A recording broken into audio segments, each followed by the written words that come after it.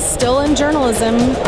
Truth is in what's happening on the ground, and that's why we need journalists to report the facts on the ground and to opine on what those facts mean, to analyze them and help the public make sense of the facts, especially in this information-saturated environment. No, I'm not going to give you a question. I'm not going to give you a question. You are fake news. Go ahead. When the President of the USA tells them they're false news, how do you react to that? And so we have seen this rhetoric resonate with authoritarians around the world who have used the same rhetoric to crack down and restrict independent press. It's also dangerous because it inoculates the public against belief in fact and truth and the belief that journalism matters. And we heard reportedly that he said as part of his strategy to ensure that when the media reports something negative, no one will believe them.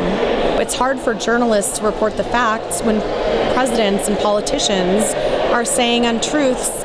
What do journalists do with that information? How do you, and it's not only President Trump, it's politicians around the world who leverage the news media and manipulate them, and they are the ones who are spewing these untruths. So what are journalists supposed to do?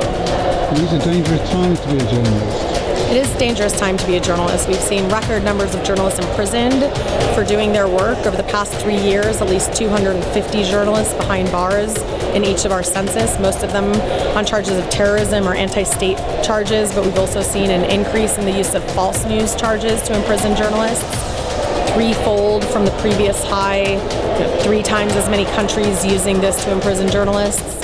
And journalists continue to get killed at record numbers, both covering dangerous assignments and crossfire as well as being murdered. It's an 88% rise in the number of journalists murdered last year. So it continues to be a very dangerous profession. And almost none of those responsible for the murders are ever held accountable. So endemic impunity sends the signal that it's okay to murder journalists. You're not going to pay any price, and that's very dangerous and chilling.